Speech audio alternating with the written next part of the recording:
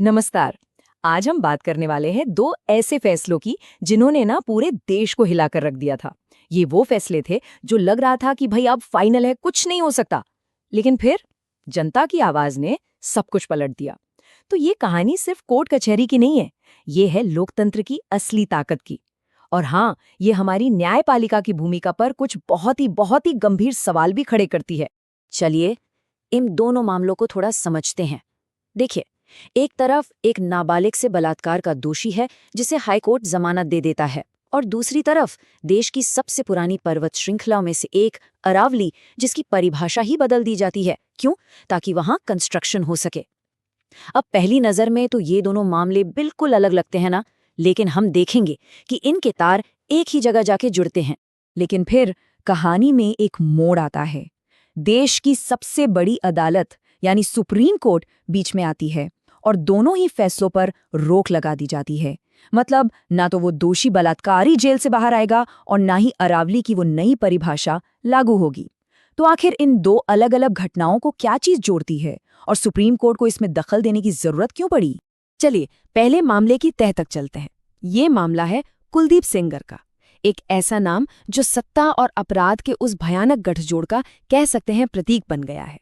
ये सिर्फ एक क्राइम की कहानी नहीं है, बल्कि इस बात की कहानी है कि कैसे रसूख और ताकत न्याय तक को झुका सकते हैं। देखिए, कुलदीप सेंगर कोई छोटा मोटा अपराधी नहीं था। वो बसपा, सपा और बीजेपी जैसी बड़ी पार्टियों से 4 बार विधायक रह चुका था। और यही यही राजनीतिक ताकत इस पूरे मामले की जड़ में है। इसी के दम पर उसने पूरे प्रशासन और पुलिस को अपने इशारों पर नचाया। ये जो टाइमलाइन आप देख रहे हैं, ये सिर्फ तारीखें नहीं है, ये एक परिवार की पूरी बर्बादी का दस्तावेज है। सोचिए, 2017 में बलात्कार के बाद जब उस लड़की ने आवाज उठाने की हिम्मत की, तो उसके परिवार को एक एक करके खत्म करने की कोशिश हुई। पिता की पुलिस कस्टडी में पीट पीट कर हत्या कर दी गई। फिर एक संदिग्ध ट्रक एक्सीडेंट में उसकी 2 चाचियों की जान चली गई। इन सब के बावजूद जब सेंगर को उम्र कैद हुई तो लगा कि चलो न्याय हो गया। लेकिन फिर दिसंबर 2023 में उसे जमानत पर रिहा कर दिया।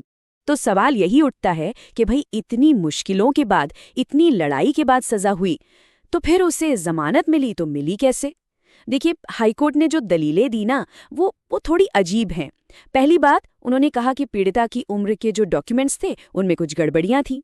ठीक है, लेकिन जो सबसे चौंकाने वाली दलील थी वो ये थी कि पॉक्सो कानून के हिसाब से एक एमएलए को, आप सोचिए, एक एमएलए को पब्लिक सर्वेंट माना ही नहीं जा सकता।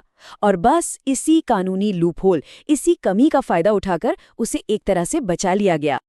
अब आते हैं दूसरे मामले पर।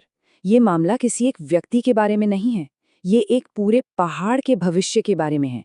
हमारी पर्यावरणीय धरोहर अरावली पर्वत श्रृंखला। दशकों से ये नियम था कि अरावली को कंस्ट्रक्शन और माइनिंग से बचाया जाएगा।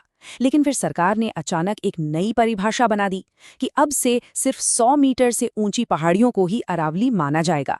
इसका सीधा मतलब क्या था?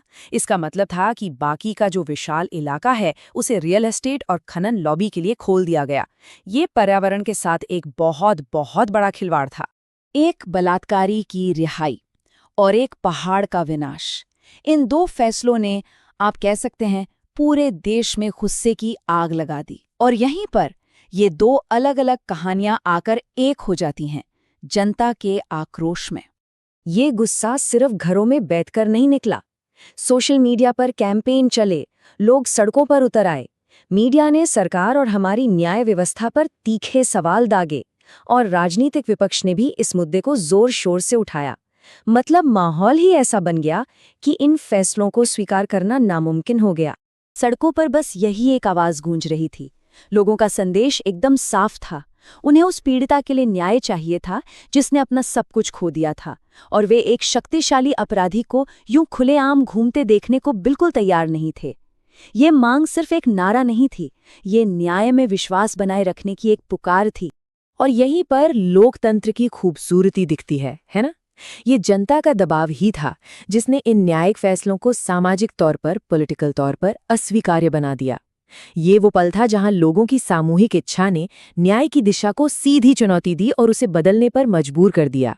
सुप्रीम कोर्ट के दखल ने इन फैसलों को तो पलट दिया, लेकिन इसने लोकतंत्र और न्यायपालिका की जवाबदेही को लेकर कुछ बहुत गहरे सवाल भी खड़े कर दिए हैं।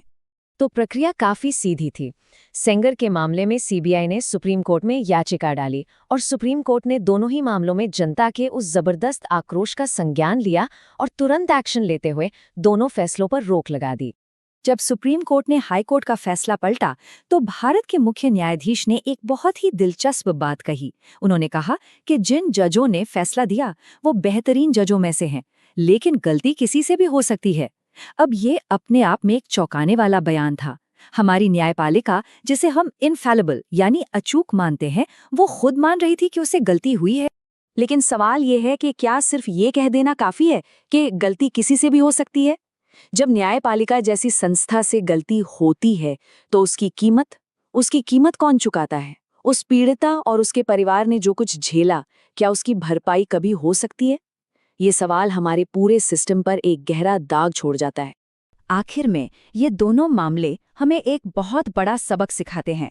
देखिए, न्यायपालिका का काम है सरकार के बाकी अंगों यानी विधायिका और कार्यपालिका पर नजर रखना। लेकिन जब न्यायपालिका खुद लड़खड़ा जाए तो फिर जिम्मेदारी किसके कंधों पर आती है? वो जनता के कंधों पर आ जाती है।